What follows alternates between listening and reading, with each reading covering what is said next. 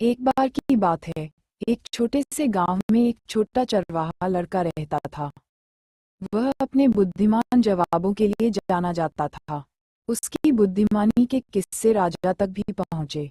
राजा को यकीन नहीं हुआ कि एक साधारण लड़का इतना बुद्धिमान हो सकता है, इसलिए उसने लड़के को अपने दरबार में आमंत्रित किया। जब लड़का आया तो राजा ने कहा, यदि तुम मेरे द्वारा पूछे गए तीनों प्रश्नों का उत्तर दे सको तो तुम्हें बड़ा इनाम दिया जाएगा। लड़के ने तुरंत सहमति जताते हुए कहा, महाराज, आपका पहला प्रश्न क्या है? राजा ने तिरस्कारपूर्वक पूछा, समुद्र में पानी की कितनी बूंदें हैं?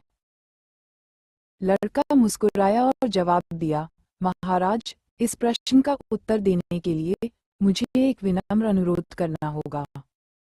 क्या आप कृपया अपने मंत्रियों से पहले कह सकते हैं कि वे सारा पानी समुद्र में बहने से रोक दें?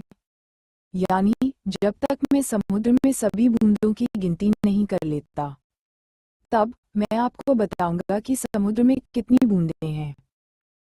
18। वे जवाब से हैरान रह गया। वह जानता था कि पानी को समुद्र में बहने से कोई नहीं रोक सकता। ऐसा करना असंभव था। उसने लड़के की बुद्धि को और परखने का फैसला किया। उसने मजाक करते हुए कहा, आसमान में कितने तारे हैं?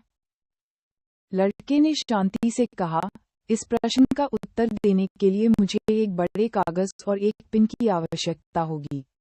जब लड़का कागज में छोटे छोटे छेद करने लगा तो सभी लोग आश्चर्य से उसे देखते रहे।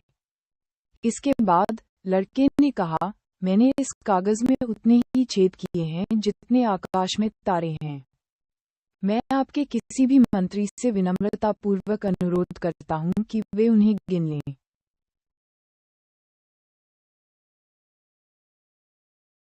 राजा के सभी मंत्रियों ने बारी बारी से छेदों को गिनने की कोशिश की, लेकिन कोई भी ऐसा नहीं कर सका।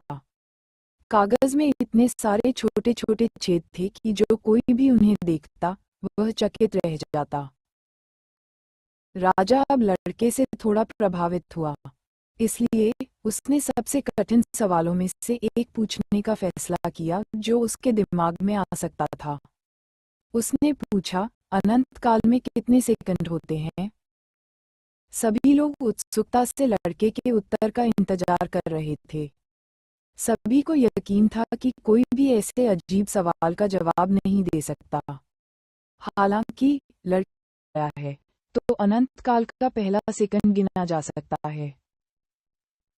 राजा समेत सभी लोग लड़के के उत्तर से आश्चर्यचकित थे। राजा को आखिरकार लड़के की बुद्धिमत्ता पर यकीन हो गया और उसने प्रशंसापूर्वक कहा, तुमने तीनों सवालों के जवाब एक बुद्धिमान ऋषि की तरह दिए हैं। तुम्हें मेरे महल में रहने की अनुमति दी जाएगी। उस दिन के बाद से राज्य में सभी लोग लड़के के साथ सम्मान से पेश आने लगे।